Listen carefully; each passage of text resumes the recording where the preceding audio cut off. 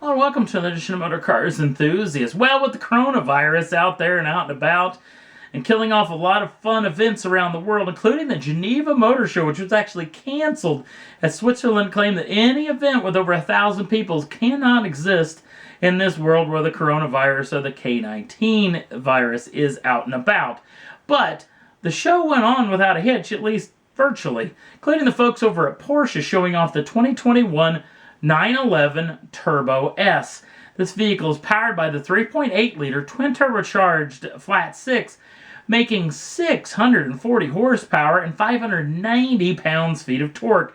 That is shifted through an 8-speed PDK gearbox, and the vehicle is all-wheel drive. 0 to 60 is achieved in just 2.6 seconds, with a quarter-mile time of 10.5 and a top speed of 205 miles an hour. Now, don't think that the handling didn't get a big upgrade in this, because there's been huge advancements in the handling side of things, including an all-new suspension set, brand new adaptive dampers on all four corners, and a wider track, 1.8 inches wider to be exact up front, and 0.78 inches out back. Now, this vehicle is going to be available to customers later this year, the year of 2020, with a starting price of $204,850, and for a little bit more, you can have that top lopped off, as a convertible version will be available at launch as well. Another vehicle debuting at the quote-unquote Geneva Motor Show comes from the folks over at Alfa, as they're showing the hardcore version, the Alfa Romeo Giulia Quadrifoglio. This is the Giulia GTA and GTA-M. Power comes from the 2.9-liter twin-turbocharged V6, making 532 horsepower. That will achieve 60 in just 3.6 seconds, thanks to the fantastic amount of weight savings this vehicle has gone through. Think of all the aluminum parts are now in carbon fiber, and a lot of the steel parts are now in aluminum, which means this vehicle has shaved off 220 pounds of weight, giving it a curb weight of 3,350 pounds, which is a pretty lightweight machine in a modern-day big four-door saloon. Now, the GTA is basically, well, it's a hardcore road car. The GTA-M is a little bit more hardcore of a road car, as it comes with full race seats, 5-point racing harness, and a roll cage inside of it.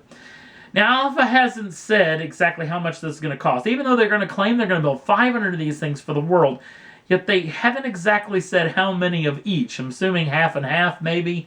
And it's going to be real interesting to see what the take rate of this vehicle over a standard Giulia Quadrifoglio may be, not to mention how much this is going to cost. So we'll definitely keep you tuned more of what we hear. The folks over at McLaren couldn't be outdone, as they finally shown off the long-tail version of the 720. This is the 765 LT. Power comes from that 4-liter twin-turbocharged V8, making 755 horsepower, 590 pounds-feet of torque. That is shifted through a revised ratio 7-speed dual-clutch transmission.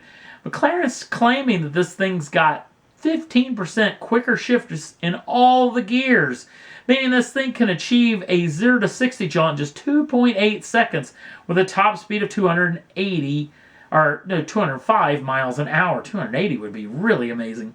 Now, let's get down to the good stuff, because this is a hardcore version, which means all the suspension settings have been revised, braking has been upgraded, along with weight savings. 176 pounds McLaren has claimed that they've lopped out of this particular machine. Now the trick is, it is one of those things where a lot of the niceties have gone away, which means that most people are probably going to buy it with some of those niceties added on. I'm not talking air conditioning, cruise control, stuff like that. The real interesting thing is the tires on this thing. Pirelli specially designed these Pirelli P0 Trofeo Rs exclusive for this particular McLaren, and they are really going to help in the performance behind of things. Now, here's the trick. This thing's going to be rare. The old long tail is only going to build 765 of them for the world. That's going to be coming up in September when production starts, but they haven't yet released pricing on this thing. So we'll definitely keep you tuned more of what we hear.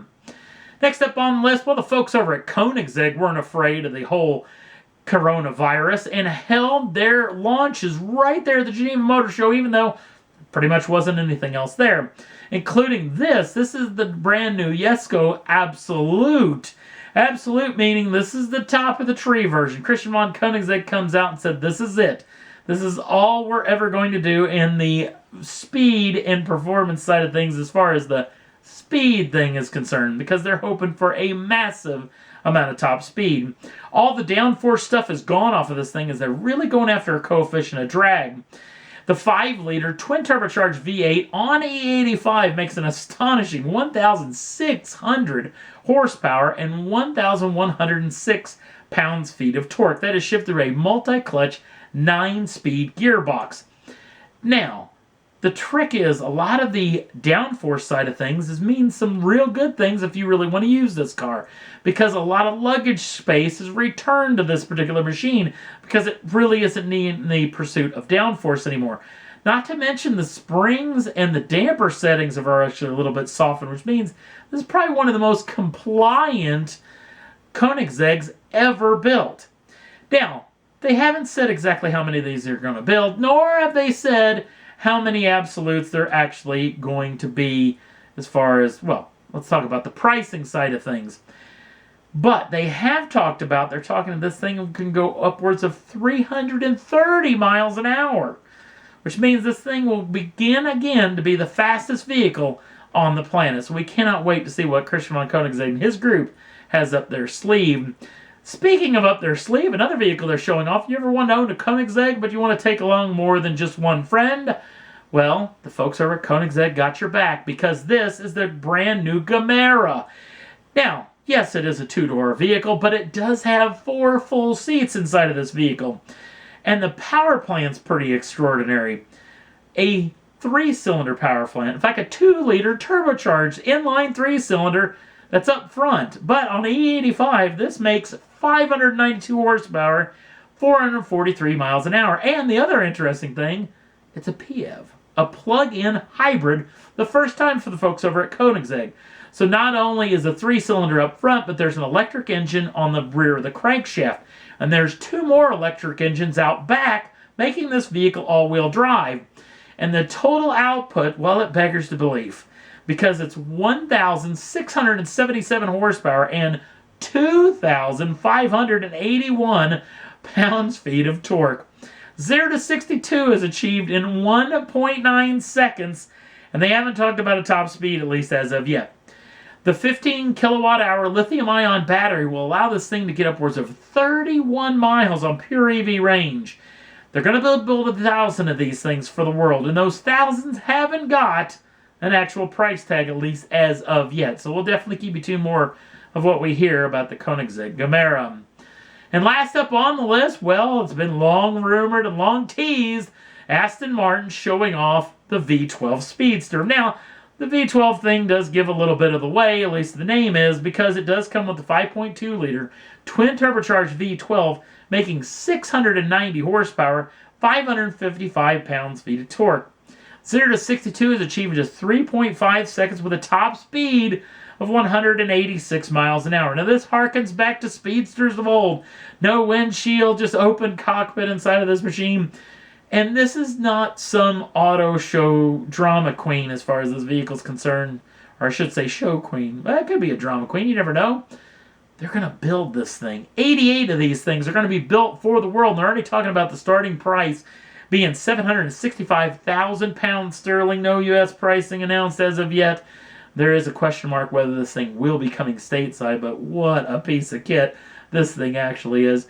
An incredible Geneva Motor Show. It's a shame it didn't actually take place, and actually took place mostly online. And that's all there was that I thought was worth talking about for this edition of Motor Cars Enthusiasts. Don't forget to like us over on the Facebook page. Links down in the show notes. Also, if you'd like to subscribe to the channel, do so at any time. Get the first dibs on the brand new shows as soon as they come out. Thanks for watching. We'll see you again real soon.